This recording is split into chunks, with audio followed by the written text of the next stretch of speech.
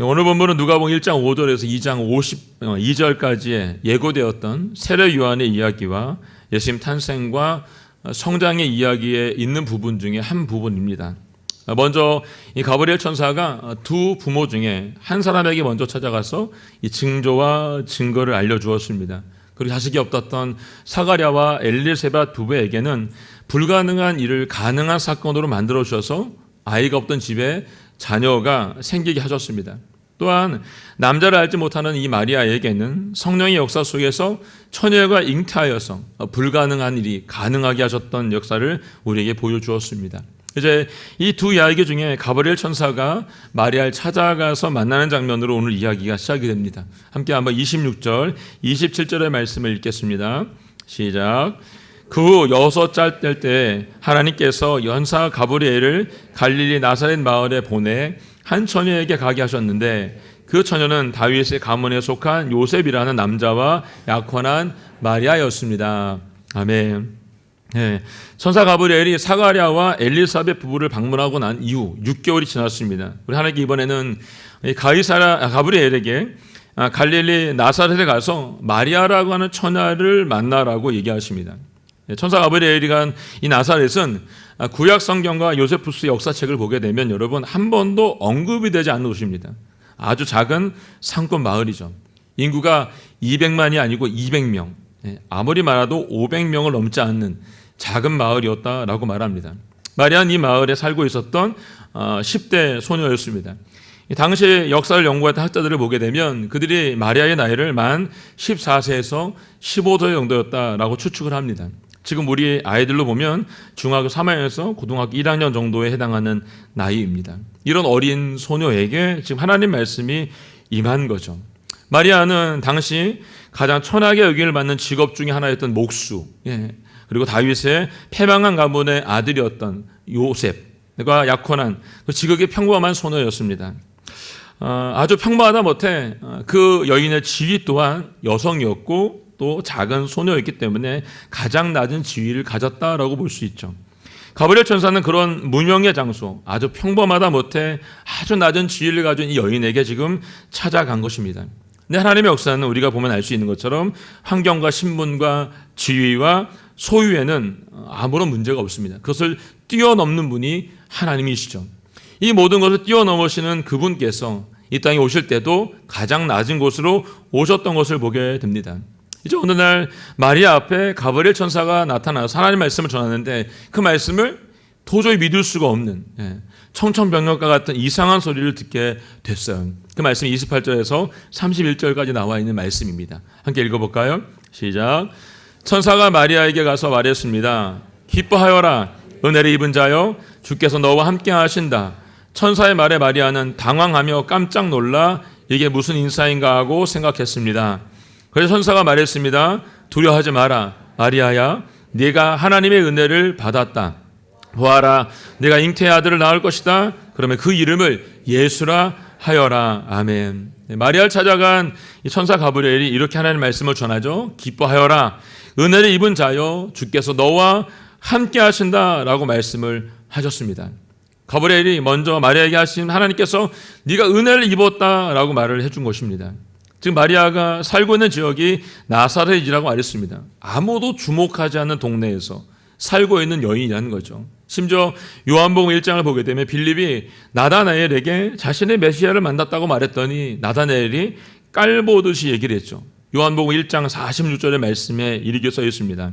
나사렛에서 무슨 선한 것이 나오겠는가라고 말했습니다. 이 말투는 여러분 그 동네에 메시아가 나올 수가 없다는 거죠. 여러분 모든 사람이 저는 깔보고 무시한 동네에 살았던 마리아에게 임하신 하나님 말씀은 마리아야 내가 은혜를 입었다는 것입니다. 우리 하나님께서 너와 함께 하겠다고 하시는 놀라운 메시지를 그 여인이 받은 겁니다. 우리가 알고 있는 은혜는 여러분 아무 공로 없는 자에게 하나님이 거저 주시는 그 사랑의 은혜입니다. 천사는 마리아가 온 우주 만물을 주관하신 하나님의 그 주권적인 무조건적인 사랑을 받게 되었고 하나님께서 그녀와 함께하겠다라고 말씀을 전한 겁니다. 이 말을 듣고 놀라지 않을 사람이 과연 있을까요? 아마 아무도 없을 겁니다. 처음 만난 사람이죠. 갑자기 사람이 하나님의 은혜를 입었고 기뻐하란다고 해서 기뻐할 수 있을까요, 여러분? 아마 그렇진 않겠죠. 요즘 같으면 여러분 있을 수 없는 일이고 있다고 해도 아마 사람들이 미쳤다고 얘기할 것 같습니다. 근데 오늘 본문의 나이 어린 소녀였던 마리아는 당황하고 놀라기는 했지만 이 일에 대해서 오늘 보니까 생각하고 있다라고 얘기합니다. 자신이 들은 이 말에 의해서 흘려듣거나 나한테 한 얘기가 아니겠지, 그리고 무시하는 것이 아니라 이게 무슨 인사인가, 무슨 일인가 라고 생각을 했다는 것입니다. 이게 무슨 인사인가 라고 생각하는 마리아에게 이 천사는 다시 한번 하나님의 은혜에 대해서 이야기합니다. 그 말씀이 30절 31절에 읽었던 말씀이죠. 함께 다시 읽어볼까요? 시작. 천사가 말했습니다. 두려워하지 마라. 마리아야, 네가 하나님의 은혜를 받았다. 보아라, 네가 잉태의 아들을 낳을 것이다. 그러면 그 이름을 예수라 하여라. 아멘. 다시 한번 마리아에게 하나님의 은혜를 입은 자라고 얘기하면서 천사는 마리아에게 이번에는 하나님의 은혜로 네가 아들을 낳을 것인데 그 아들의 이름이 예수다라고 말씀을 하셨습니다. 마리아가 지금 예수님의 어머니가 된다라고 얘기를 한 겁니다.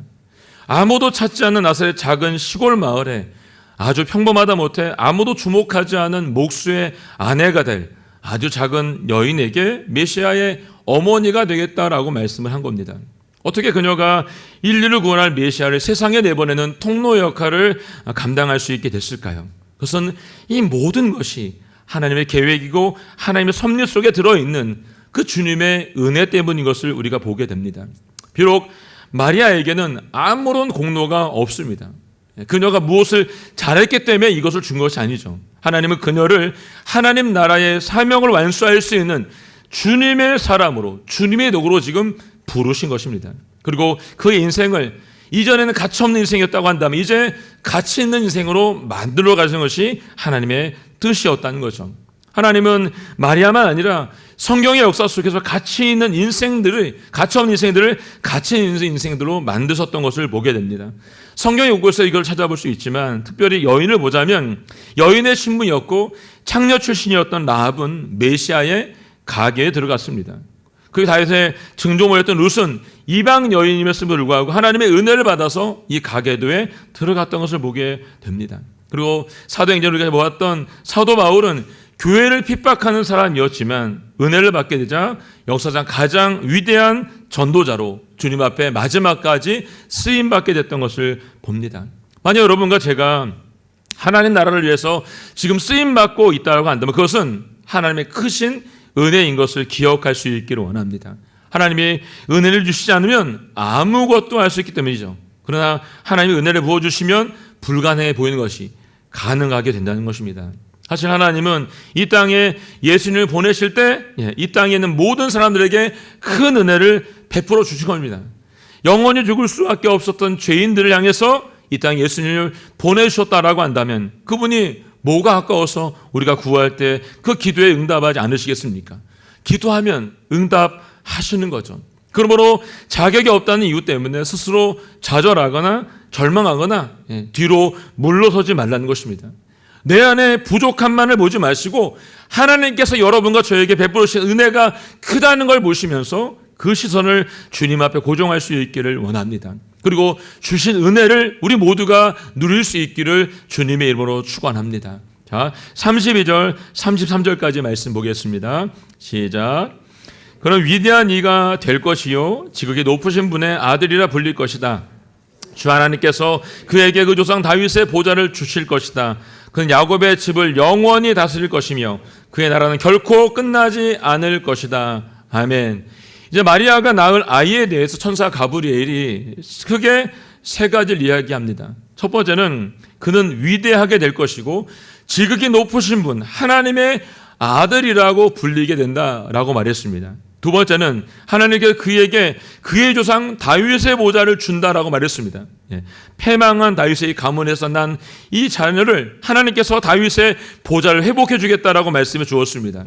세 번째는 그는 야곱의 집을 영원히 다스리게 될 것인데 그 영원히 다스림이 끝나지 않는다라고 말씀해 주신 것입니다. 이 말을 종합해 보면 여러분 놀랍게도 마리아가 낳을 아이가 이들이 그토록 기다리고 기다렸던 메시아였다는 것입니다. 마리아가 메시아가 어머니가 될 것이라는 것을 다시 한번 말해 준 것이죠. 구약 성경에 예언이 되어 있는 메시아, 그리스도, 구세주를 마리아가 낳을 것이라는 예언의 말씀, 이 말씀을 들었던 마리아가 이렇게 반응을 합니다. 34절, 35절의 말씀 보겠습니다. 시작. 마리아가 천사에게 물었습니다. 처녀에게 어떻게 이런 일이 있겠습니까? 천사가 대답했습니다. 성령께서 내게 임하실 것이며 지극히 높으신 분의 능력이 너를 감싸주실 것이다. 그러므로 태어날 거룩한 아기는 하나님의 아들이라고 불릴 것이다. 아멘. 네. 마리아가 놀라서 이렇게 묻는 거죠. 처녀인 제게 어떻게 이런 일이 있겠습니까? 라고 물었습니다. 이 말은 여자 혼자서 어떻게 아이를 낳을 수 있냐라는 질문이기도 합니다. 그래서 마리아는 빨리 아이를 갖기 위해서 내가 그럼 요셉과 서둘러 결혼해야 됩니까? 라는 퀘스천이 있는 거죠. 아니면 하나님의 계획 속에 요셉이 아니라 다른 남자를 준비해 놓으셨는가? 라고 하는 퀘스천이죠. 그렇지 않고서는 처녀인 자기가 남자 없이 아이를 낳는 것은 있을 수가 없는 일이니까요. 지금 마리아의 질문을 보게 되면 천사가 하고 있는 이 말을 들으면서 못 믿는 것처럼 말하고 있는 게 아닙니다.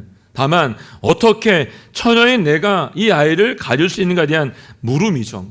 이러한 마리아의 질문에 가브리엘 천사가 답을 준 게 35절의 말씀입니다.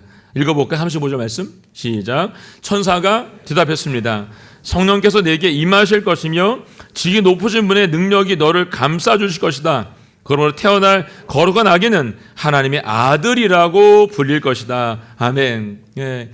지금 마리아가 생각하는 인간적인 방법, 세상적인 방법이 아닌 성령께서 내게 임하신다고 말씀하셨습니다. 그리고 지극히 높으신 분의 능력이 마리아를 감쌀 때 그녀가 하나님의 아들을 낳게 되는 길이 열려지게 된다는 것을 알려준 것입니다. 이 말을 듣고도 다 이해할 수가 없을 것 같으니까 마리아에게 이 가브리엘이 6개월 전에 있었던 친척 엘리사벳의 이야기를 얘기해 주죠. 그 말씀이 36절, 37절의 말씀입니다. 읽어볼까요? 시작. 보아라, 내 친척 엘리사벳도 이렇게 많은 나이에 아이를 가졌다. 아이를 갖지 못하는 여자라 불렸는데 임신한 지 벌써 6째 달째가 됐다. 하나님께는 불가능한 일이 전혀 없다. 아멘. 네. 마리아의 친척이며 세례 요한의 어머니가 될 여인이죠. 그 여인이 지금 보니까 나이가 많대요, 여러분. 고령입니다. 엘리사벳은 하나님의 도우심으로 아이를 갖게 됐다라고 지금 마리아에게 알려준 것이죠. 엘리사벳 누구예요, 여러분? 평생 아이를 가질 수 없었던 불임이었던 여자입니다. 이제 나이가 많았다고 하는 건 여러분 생리가 끊어졌고 세상적인 방법으로도 이 여자가 아이를 낳을 수가 없다는 것입니다. 하나님께서 엘리사벳의 태문을 여시자 아이가 이 집에 6개월 동안 지금 임신하게 됐다라고 말해주고 있습니다. 이렇게 불가능을 하게 하신 하나님께서 지금 마리아에게도 기적을 베풀어 주고 있다는 것을 암시해서 지금 알려주고 있는 거죠. 그래서 천사 가브리엘이 결론적으로 말한 게 37절 말씀인데 하나님께는 불가능한 일이 전혀 없다는 것입니다. 불가능을 가능하게 하시는 분, 그분이 하나님이시라는 거죠. 그분이 지금 가능한 손으로 이 시간 표를 펴줘서 마리아가 성령으로 예수께서 잉태하고 출산하게끔 만드신다는 것입니다. 하나님 저와 여러분에게도 이와 같은 은혜를 베풀어 주시는 분이라고 저는 믿습니다. 우리 힘으로는 하나님 나라를 이루어갈 수 없습니다. 우리가 하나님의 일을 이룬다고 말하고 있지만 실은 우리가 하는 것이 아니라 하나님께서 그 일을 이끌어가고 계신 거죠. 하나님의 능력을 힘이 입어야 내 힘으로 할 수 없는 그 일을 뛰어넘는 일들을 감당할 수 있게 된다는 것입니다. 하나님은 지금 오늘도 이 안에 계셔서 그렇게 일하고 계신 거죠. 제가 독일을 사역할 때 정말 이사는 안 가고 싶었는데 거기서도 3번을나 또 이사를 했어요. 예. 독일도 이사짐센터는 있는데 비용이 너무 많이 드니까 그렇게 할 수는 없어서 거기 공동체 함께 있던 청년 2명과 함께 3톤 트럭을 빌려가지고 130km 정도 되는 거리를 3번을 이제 왕복 6번을 이사짐을 나눴던 기억이 있습니다.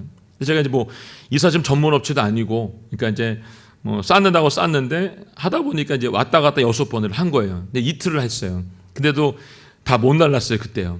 예, 지금도 생각해보면 그 2명이 없었으면 혼자서는 아무것도 할 수 없었을 것 같은데 너무너무 고맙죠. 예, 사역을 마치고 이제 한국으로 복귀할 때는 해외 이사를 해야 되니까 이제 이사업체를 불렀습니다. 센터를. 그래서 컨테이너에 이제 짐을 실어야 되는데 5톤 트럭에다 이제 짐을 싣고 갔어요. 근데 이 5톤 트럭에 짐을 실는데 이 사람들이 반나절 만에 끝내는 거예요. 네, 전 이틀 동안 하고도 남았는데. 전문가들이 손을 대니까 반나절 만에 일이 마치더라고 보니까요. 여러분, 이 사람보다 더 뛰어난 사람이 계시죠? 하나님이세요. 하나님의 능력은 무궁무진하시고 무한하신 분이에요. 그분은 모든 불가능을 가능케 하게 만드신 분입니다. 아무리 약하고 부족한 인생도 여러분, 그분의 손에 붙들리면, 저처럼 연약한 사람도 붙들리면 새로운 주님의 일들을 할 수 있게 된다는 것입니다. 여기 중요한 것은 이 모든 것이 하나님의 능력 안에서 나타난다는 것이죠. 내 능력이 아니고 그 주님의 능력이라는 것을 믿어야 된다는 것입니다. 평범한 시골 소녀였고 아무에게도 주목받지 않았던 마리아가 예수님의 어머니가 될 수 있었던 이유는 다른 이유가 없다는 것입니다. 오늘 그녀가 고백한 것에 그녀를 선택하신 주님의 선택인 걸 볼 수 있습니다. 마지막 38절 말씀 함께 읽어보겠습니다. 38절 말씀 시작. 마리아가 대답했습니다. 보십시오. 저는 주의 여종입니다. 당신의 말씀대로 제게 이루어지기를 원합니다. 그래서 선사가 마리아에게서 떠나갔습니다. 아멘. 네, 마리아의 믿음의 결단, 믿음의 고백이 놀랍죠, 여러분. 저는 주의 여종입니다. 당신의 말씀대로 제게 이루어지기를 원합니다. 라고 고백하고 있습니다. 누가 과연 이 여인처럼 말할 수 있을까요, 여러분? 마리아의 고백이 왜 위대하고 대단합니까, 여러분? 처녀가 임신했다는 사실은 당시 어떤 상황을 당하든지 다 부도덕한 상황이었기 때문에 이 모든 걸 다 여인이 감내해야 했습니다. 조롱을 당하는 것도, 모욕을 당하는 것도, 침뱉음을 당하는 것도, 그리고 율법을 어겼기 때문에 돌에 맞아 죽임을 당하는 것도 다 그녀 혼자 감당해야 될 몫이었습니다. 만약에 그 남편이 살려준다 해도 여러분, 살아있어도 살아있는 안식이 아니라 평탄하지 않은 삶을 살 수밖에 없는 것이 이 여인의 인생이었다는 것입니다. 그럼에도 불구하고 마리아는 그 말씀이 선포됐을 때 그 말씀과 뜻에 내가 순종하기로 결정했다는 것이죠. 스스로 희생하는 길을 선택했고 대가를 지불할 것을 선택했습니다. 그리고 그녀는 이 순종의 태도로 주님 앞에 헌신했던 것을 보게 됩니다. 마리아의 이 희생이 있었기 때문에 이 땅에 메시아가 오실 수가 있었던 거죠. 물론 마리아가 그 순간 순종하지 않고 세상적인 방법을 선택했다라고 한다면 여러분, 하나님께서는 다른 방법을 선택해서 사용하셨겠죠. 그러나 마리아는 위대한 결정을 단호하게 한 것입니다. 천사의 말을 듣자 저는 주의 종입니다. 당신의 말씀대로 제게 이루어지기를 원합니다. 라고 고백했습니다. 오늘 마리아의 이 고백이 저와 여러분의 고백이 되기를 간절히 소원해 봅니다. 하나님은 지금도 누구나 쓸 수 있습니다. 이 땅에 존재하는 이 모든 사람들 주님을 쓸 수 있습니다. 그 사람이 어느 출신이든 무엇을 하든 얼마나 공부하든 무슨 학교를 나왔든 높은 지위를 가지고 있든 다 상관이 없습니다. 그건 하나님의 기준이 아니기 때문에. 그렇다고 여러분, 하나님께서 아무나 쓰시나요? 아무나 쓰지도 않으세요, 여러분. 하나님은 당신에 대한 믿음을, 신뢰를, 그리고 순종하고 나아가는 사람을 쓰신다는 것입니다. 우리가 역사를 보면 알 수 있지만 하나님은 많은 사람을 쓰신 것이 아니라 한 사람을 썼습니다. 누구를? 하나님 앞에 자신의 삶을 맡기는 사람, 사명 가운데 건실하고 나아갔던 한 사람을 주님이 쓰셨습니다. 마리아와 같이, 노아와 같이, 모세와 같이, 여호수아와 같이, 여러분 느헤미야와 같이 자신은 없고 하나님의 일들만을 가지고 나아갔던 그 한 사람을 주님이 쓰셨다는 것입니다. 성경 안의 내용 중에는 우리가 알고 있는 상식, 뛰어넘는 일들이 너무나 많이 있습니다. 바로 지금 오늘 읽은 이 본문의 말씀도 마찬가지죠. 사람들이 이 말씀 읽을 때마다 믿지 않는 사람들이 참 많이 있습니다. 왜요? 처녀가 잉태해서 아들 낳았다고 하는데 이 말을 믿는 사람은 없죠, 여러분. 이걸 믿을 수 있는 건 여러분, 주님의 은혜를 받았을 때만 믿어지게 되고 체험하고 우리가 경험되어질 때 이것이 믿어지게 된다는 것입니다. 그렇기 때문에 우리가 걸어가고 있는 믿음의 걸음을 절대로 멈추면 안 됩니다. 이게 중요합니다. 멈추지 마세요. 나를 향하신, 나의 가정을 향한, 하나님의 교회를 향한, 이 땅을 향한, 이 나라를 향한 하나님의 계획을 여러분 멈추지 말고 주님과 함께 동행할 수 있기를 예수님의 축원합니다. 덴마크가 유명한 철학자이며 신학자인 키레크로가 이렇게 말을 했습니다. 함께 읽어볼까요? 시작. 중요한 것은 나 자신을 알고 하나님께서 내가 어떤 일을 하기를 진정으로 말하셨는가를 알며 내가 무엇을 위해 살고 무엇을 위해 죽어야 하는지를 아는 것이다. 아멘. 네, 아멘이죠, 여러분. 내가 무엇을 위해 살아야 되고 무엇을 위해 죽는 일을 알아야 된다라고 말하고 있습니다. 사랑하는 여러분, 우리는 무엇을 위해 살고 있습니까? 무엇을 위해 죽기 위해서 달려가고 있습니까? 오늘 성탄절을 맞이해서 주님 오시는 기다리는 신부로 우리가 살아가고 있습니다. 해마다 돌아오는 예수님의 생신에 여러분들은 오늘 무엇을 가지고 나오셨나요? 예수님께서 저와 여러분에게 정말로 받고 싶은 선물은 과연 뭘까요, 여러분? 네? 어떤 걸 받고 싶을까요, 여러분? 네. 저희 집이 연말이 되면, 크리스마스가 되면 마니또라고 이제 하나씩 뽑는 거죠. 이제 뽑아서 선물을 주는 걸 하는데, 저희 이제 며느리를 얻어가지고 6명이 돼서 너무 잘 됐어요. 이제 홀수가 되게 힘들었는데 그때는 짝수가 돼가지고 하나씩 뽑을 수 있게 됐습니다. 뽑아서 그 사람이 원하는 선물을 주는 거잖아요. 근데 이게 어렵더라고요, 제가요. 제가 이제 아들도 뽑고 딸도 뽑고 뽑아서 아내도 뽑고 해봤는데 할 때마다 이렇게 만족하는 걸 제가 주지 못해서 늘 제가 이번엔 뭘 해야 될까 고민이 많이 되고, 만약에 제가 아직 뽑지 않았는데 뽑았는데 며느리 걸 제가 뽑았는데 제가 또 이렇게 할까봐 지금 마음의 두려움이 제 안에 있습니다, 지금. 네. 무엇을 줄 것인가? 상대방이 원하는 선물을 주는 게 진짜 선물인 거죠, 여러분. 전 그걸 모르니까 계속 다른 걸 준 거예요, 사실은요. 내가 원하는 걸 그 사람에게 준 거죠. 선물은 내가 원하는 준 게 아니라 그 사람이 원하는 주는 것이 진정한 선물이죠, 여러분. 우리를 향하신 하나님 나라의 사명이 무엇인지 아는 것, 어찌 보면 주님이 우리에게 바라시는 선물인지도 모르겠습니다. 여러분들이 이 한 주간 동안 곰곰이 생각해 보시고 올해가 가기 전에 꼭 하나님께서 기뻐하시는 그 선물을 드릴 수 있기를 예수님으로 축복합니다. 그래서 하나님께서 우리의 삶에 영원히 주인 되는 삶을 살 수 있도록 예수님의 이름으로 선포합니다. 아멘. 함께 찬양하고 기도하겠습니다. 오늘 찬양은 이 땅에 오신 하나님의 본체 십자가에 달리사 우리 죄를 사해 주셨습니다. 하나님이 그를 지극히 높여 모든 이름 위에 뛰어난 이름을 주셨습니다. 그분이 예수님이십니다. 오늘 그분을 우리가 엎드려 경배하며 맞이할 수 있기를 기도해 봅니다. 함께 찬양하겠습니다.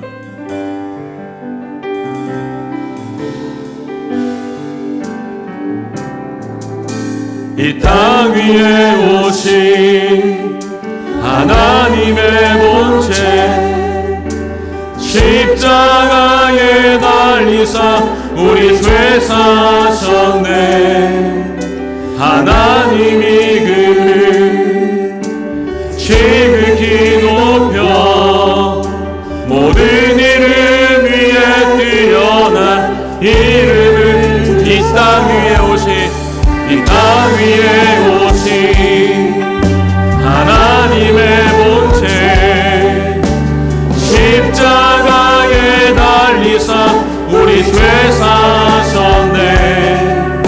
하나님이 그를 지극히 높여 모든 이름 위에 뛰어난 이름을 주사 우리 예수 이름 앞에 절하고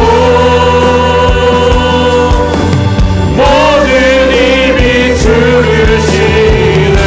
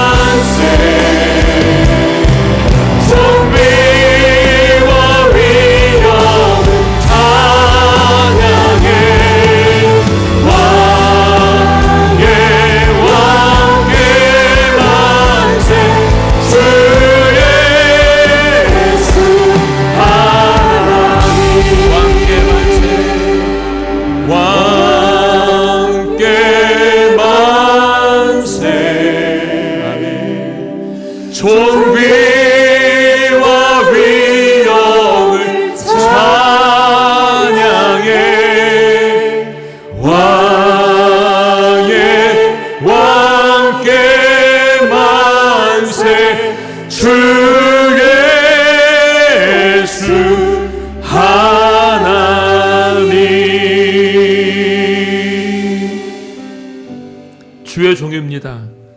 당신의 말씀대로 제게 이루어지기를 간절히 원합니다. 하나님 아버지, 오늘 마리아의 고백이 저희 모두의 고백이 될 수 있도록 도와주시기를 원합니다. 하나님 아버지, 이 땅에 많은 사람들이 있지만 주님이 오늘도 저희에게 찾아와 주셨습니다. 하나님 아버지, 주의 말씀대로 주의 뜻대로 살 수 있도록 도와주시기를 간절히 소모합니다. 오직 주님만을 바라볼 수 있도록 도와주시고 내 인생 가운데, 내 삶 가운데 무엇을 위해 살며 무엇을 위해 죽어야 되는지를 깨달을 수 있도록 도와주시고 십자가의 사랑을 느끼며 경험하며 체험한 역사가 우리 모두 가운데 있게 하여 주시옵소서. 세상의 길이 아니라 주님 말씀하신 좁은 길, 십자가의 길을 걸어갈 수 있는 내가 우리 모두 가운데 있도록 도와주시고, 아버지 하나님, 주님만을 바라보는 이 성탄절이 될 수 있도록 도와주시고 주님 앞에 우리의 모든 삶을 드리는 역사가 일어나게 하여 주시옵소서. 우리 가운데 깨어서 주를 바라보며 성령 충만 역사가 우리 안에 새롭게 나타날 수 있도록 도와주시고 인도하여 주시옵소서. 함께 고백하며 기도하며 나아가겠습니다. 하나님 감사합니다. 오늘 하나님 말씀 우리 가운데 이루어지게 하여 주시옵소서. 주의 말씀만이 선포되게 하여 주시옵소서. 주님의 이름 앞에, 예수 그리스도의 이름 앞에 굴복하며 절하게 하여 주시옵소서. 모든 입이 예수님만을 신하게 하여 주시옵소서. 이 땅의 영광 중에 오실 주님만을 바라보 살 수 있도록 아버지 도와주시고 인도하여 주시옵소서. 말뿐인 고백이 아니라 아버지 하나님, 삶으로 드려진 예배가 될 수 있도록, 삶으로 드리는 은혜가 될 수 있도록 우리 가운데 말씀하시고 이끌어 주시기를 간절히 소원합니다. 아버지 하나님, 주의 은혜가 우리 모두 가운데 구원 넘칠 수 있도록 도와주시며 하나님의 은혜와 역사가 나타날 수 있도록 아버지 도와주시고 인도하여 주시옵소서. 오늘 마리아의 고백이 저희 고백이 될 수 있도록 도와주시옵고 끝까지 주님을 시험해 나가는 내가 우리 모두 가운데 있도록 아버지 도와주시고 인도하여 주시옵소서. 모두를 찬양합니다. 하나님 감사합니다. 저희를 불러주셨습니다. 주님의 자녀 되었습니다. 하나님 아버지, 이것을 잊지 않도록 도와주시고 우리가 사는 날 동안 모두 주님만을 증거하며 주님만을 바라보며 주님만을 선포하며 살 수 있도록 도와주시기를 간절히 원합니다. 주님 오심을 기다리는 신부와 같이 마지막까지 주님 말씀하신 그 길을 걸어갈 수 있도록 도와주시기를 원합니다. 세상에 말하는 길, 넓은 길이 아니라 하나님께서 말씀하신 좁은 길, 생명의 길을 걸을 수 있는 내가 우리 모두 가운데 있도록 도와주시고 하나님 아버지, 주님 앞에 이 모든 영광을 돌리는 은혜가 우리 모두 가운데 나타날 수 있도록 도와주시고 인도하여 주시옵소서. 우리 가운데 세행하주 주님을 찬양하며 감사드리며 예수님의 이름으로 기도하였습니다. 아멘.